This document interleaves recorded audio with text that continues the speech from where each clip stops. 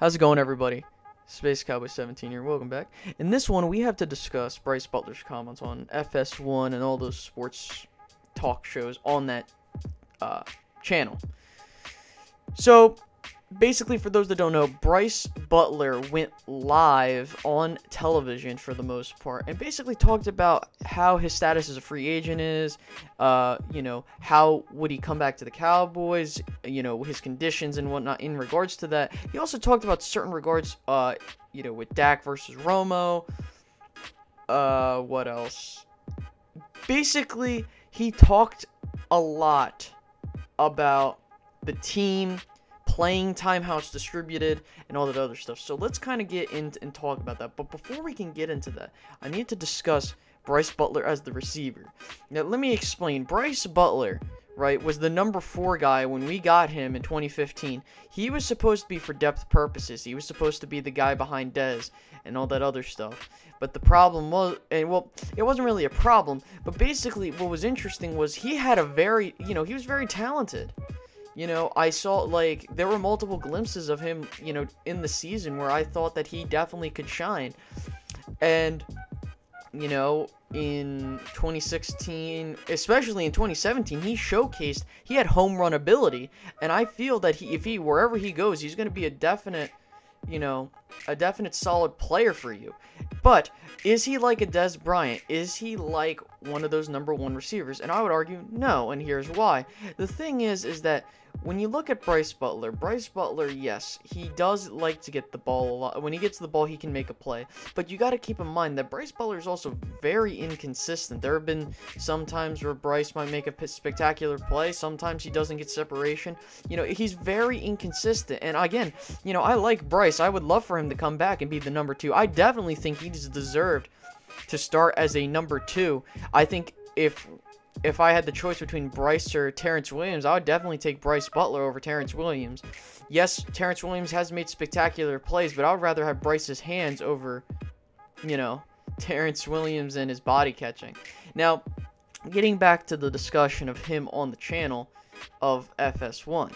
Now, he was on The Herd, he was on Undisputed, he talked to Joy Taylor in a, one-on-one interview, and basically, he just covered the ways the Cowboys handle things and whatnot. So first I want to talk about his comments on The Herd between Dak and Romo for the most part. That was pretty much the highlight of that. And I completely agree with him with this assessment.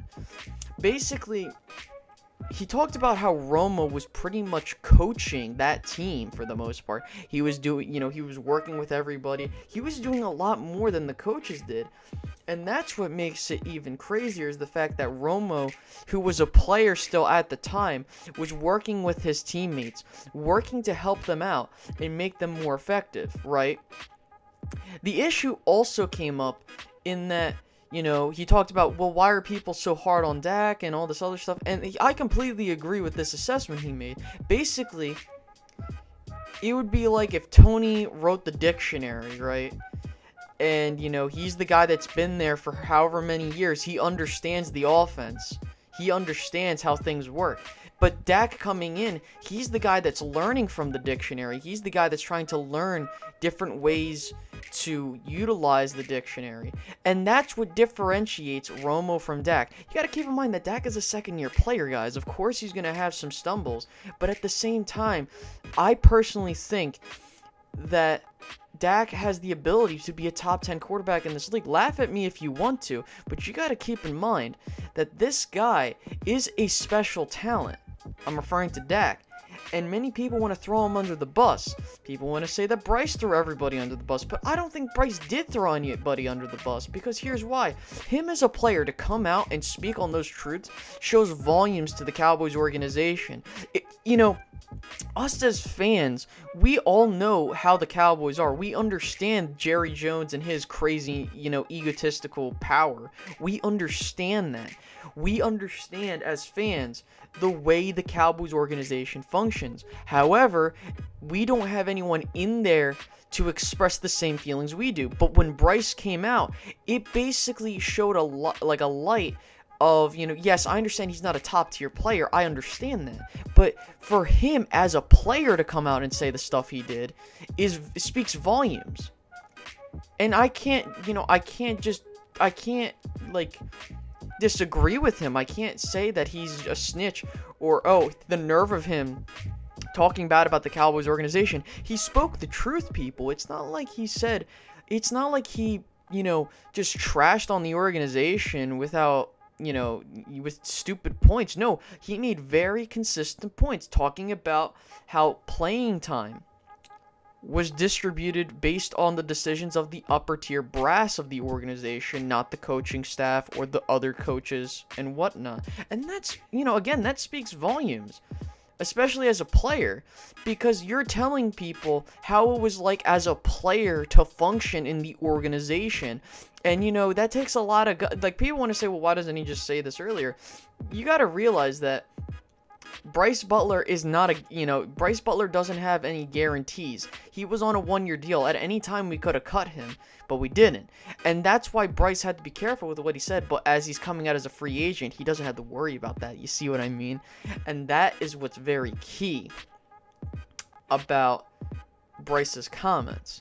Now, basically, him talking about him possibly getting starter time and also being better than Dez. Now, here's where I disagree with him. Do I think that Dez is all that great anymore? I still think he has stuff left in the tank. Don't get me wrong. The problem is I don't think we need to pay Dez $17 million a year for the production he's given, okay? But this, at the same time, is Brice talented? Yeah, but he is nowhere on the level that Dez is, okay? I could be wrong, trust me. Like, you know, if I'm wrong, I'll own up to it.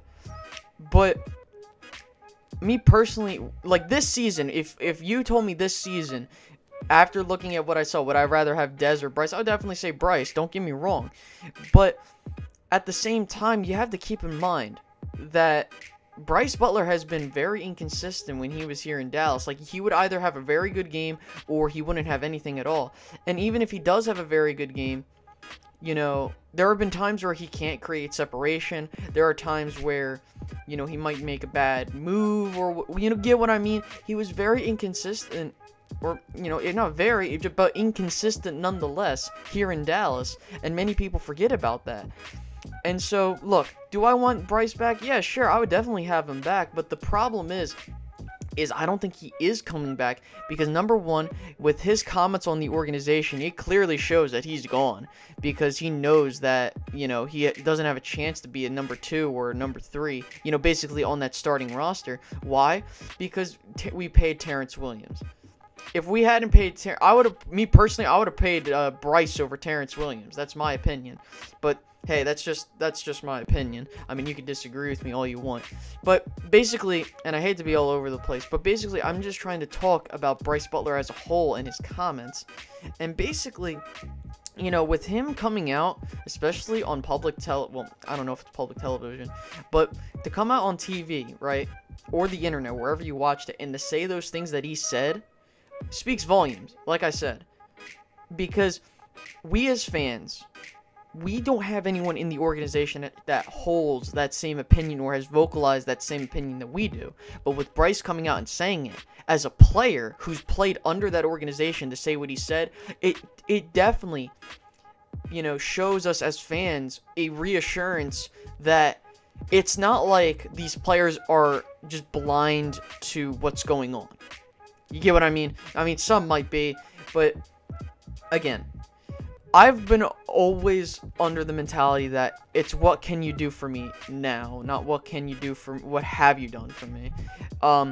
So, like, for example, if Dez was underperforming, right, why not give the ball to another receiver that's actually creating separation like Brice was earlier, you know, throughout the season? Obviously, Brice was definitely, in my opinion, the most improved Cowboy in the 2017 season. But, unfortunately, some people want to just, you know, say that he threw us under the bus. How dare he talk bad about our organization? But, guys, Brice, you know, Brice had nothing to do in the sense that he knew that he was most likely not coming back. So, him to come out and vocalize his opinions on TV and on the internet, again, very paramount. And it speaks volumes for everybody, us as fans, for the players, and some people in the organization as a whole. So, to kind of close up with this video and basically Brice's comments, let me just put it to you this way. Brice is not a snitch. He is not, you know, a bad person. He obviously, yes, I do think that he kind of has this star mentality that, oh, I'm playing for the Dallas Cowboys, or I've been thrusted into the limelight, so therefore I get to see, basically, he has that, that superstar mentality. But the problem is that, he hasn't proven to be that based on his numbers. Now, again, he could prove me wrong, go somewhere else, be a 1,000-yard receiver, which I think he has the potential to be. Don't get me wrong. But Brice coming out and saying what he said, very important. But again, Brice needs to understand that he is, like, it's not like Brice was a solid number 2 or number 1 that is coming out and speaking about the organization. So, of course, his opinions are going to fall on deaf ears with the organization. But say, for example, that was Dez that went, there for an interview and talking about basically what he felt about the organization. And if he said the same stuff that Brice said, that would probably get on some people's nerves. And don't be surprised, again, Brice won't be back. He definitely won't be, especially after his comments. And, trust me, I would love Brice to come back, but me personally, I don't think he's coming back. You want to know why? Because of the stuff he said. And unfortunately, that's the way the cookie crumbles. Alright guys, that's been my time. I've been your host, Space Cowboy 17. Make sure to like, make sure to subscribe if you're new. And I will be talking to you guys later. Bye-bye, guys.